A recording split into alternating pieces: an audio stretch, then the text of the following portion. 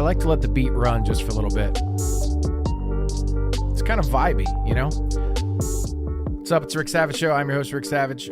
Happy Thanksgiving, belatedly. Welcome back to the podcast. We took a week off. I also have video running right now. So we'll see how it looks. Maybe there'll be a cut down version of this on the internet. Maybe there won't. I spent way too long trying to figure out lighting and positioning this camera and what should be behind me. I had a different thing here. I had a gold record up on the wall behind me. And it just looked like I was trying to show off that I received a gold record like 20 years ago. So I decided to scale that down a little bit. That's my favorite thing.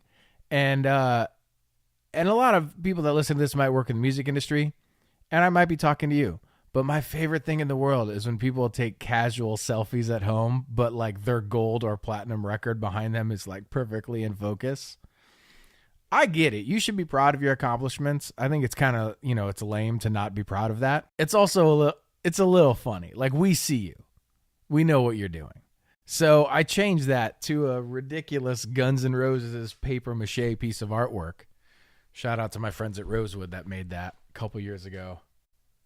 It's ridiculous. Even if the video doesn't work, I'm going to post a photo of this. It's literally, I don't know if it's paper mache. I don't want to insult the craft, but it is it's the cover of Appetite for Destruction, the Guns N' Roses album, but carved out of paper. I don't know. I don't know crafts. And can you see my little biggie guy? Can you see he's keeping me company over here too. Happy to be back. Okay. Back to pop culture stuff. Have you heard of the rapper Tekashi69?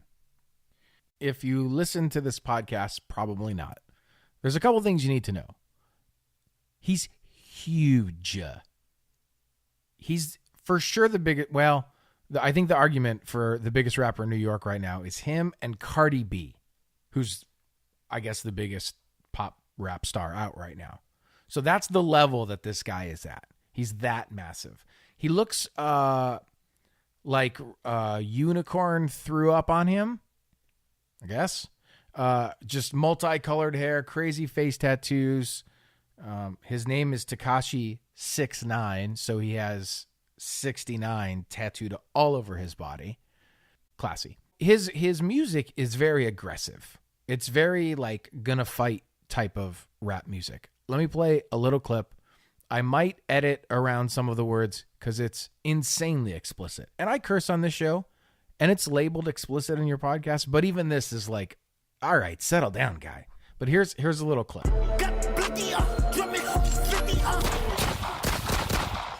Oh, weird. Gunshot sound effects. That's cool. See, it's kind of like an evil beat, you know? Wait until you hear his voice. Listen to this.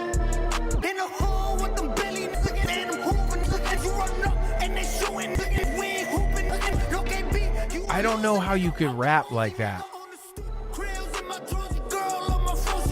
Like, that has to hurt. It's like trying to sing like Nickelback. That can't feel good. That's really besides the point. So this kid is what you'd call a troll on Instagram and Twitter. I'm sure he's not on Twitter, actually, on Instagram. And he's just constantly talking trash about people and constantly feuding with people. And shout out to Ebro. Definitely had some words back and forth with him. Many artists have warned him, all his music is shoot you and kill you, but also sell you drugs and also have sex with your girlfriend. Like, that's his shtick. It's fine. Many rappers have done it before.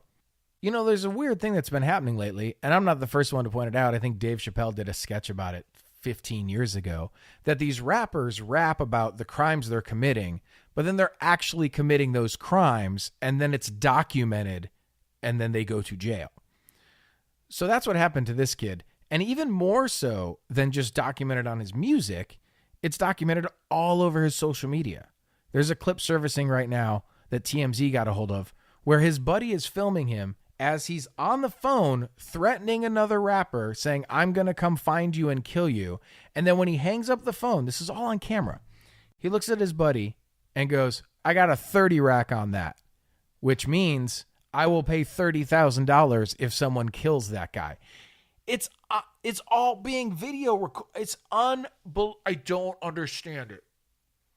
I don't understand. Like, I love mafia movies. I went through a phase where I was really obsessed with like the Gambino crime family and John Gotti and all that.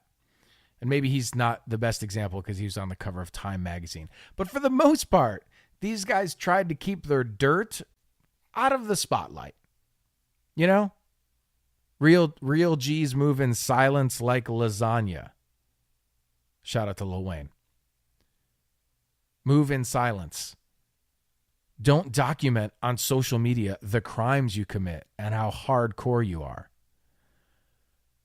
I think the most recent example of this before Tekashi was Bobby Shmurda, still locked up, by the way, still in jail. Do you remember that song? It was insanely huge. Let me play a little clip from it. Just one little clip. Tell them to free Michio, Subway, free Breezy, yo. And tell my nigga Shmurda team, yo. Bitch caught about a week ago. Did you hear that? He said Mitch caught a body about a week ago. That means Mitch killed someone. He just told on his buddy Mitch for shooting someone. Mitch caught a body. Guess who's in jail now? Bobby Shmurda and Mitch. So Tekashi69 is all up on the internet talking about how gangster he is and how hard he is and all he's going to shoot and kill all these people. And everyone is trying to go like, hey, do you remember Bobby Shmurda had the biggest song in the world and now he's in jail probably for life? You don't want to do that, right? Fat Joe sat down with him. It was an interview for Tidal where he basically said like, hey man, when you're in New York City and you're saying how gangster you are, every cop wants to prove you wrong. That's it. If you're just going to go on every radio station and say how bad you are and how you get away with all these moves, you don't think the New York Police Department is going to go, haha, we'll see. We'll see, buddy. So now Tekashi's in jail. And he just pled not guilty to his charges, by the way. I mean, to give him a little bit of street cred, are some real, like, gangster racketeering. That's some mafioso stuff. Racketeering, drug charges, armed robberies, shootings. There's a shooting at the Barclays Center that supposedly he was involved in. He was certainly there. So they're saying he told the guy to pull the trigger. He didn't pull the trigger. But, you know, if you heard of RICO, that's what might take this guy down. Also, in building news, what do they call it? A poke bar? That's how you say it, right? The little poke bowls. A restaurant called Tiki Fish opened up downstairs in our building. It's great. I've eaten there a few times. Lovely food. Evidently, ventilation for that restaurant, not so good. Because now my closet smells like tuna. And that's not good. The shirts don't yet, but I'm getting close. And if you know one thing about Ricky likes his t-shirts. So we have facilities. Oh, speaking of, can you see the FREESITCH shirt? I'm wearing a FREESITCH.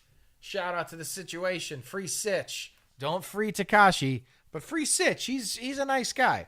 He got into some tax problems. I blame his dad. Anyways, I can't have my FREESITCH shirt smelling like tuna. So facilities came by today and they said, oh, we're going to meet with the contractors. We'll figure it out. Hey, bro, do that quickly so my apartment doesn't smell like tuna. Oh, man. What's happening? Hey, my name's Rick, and I quit my job. It's awesome. Why don't you follow me on social or listen to my podcast or like and subscribe to this?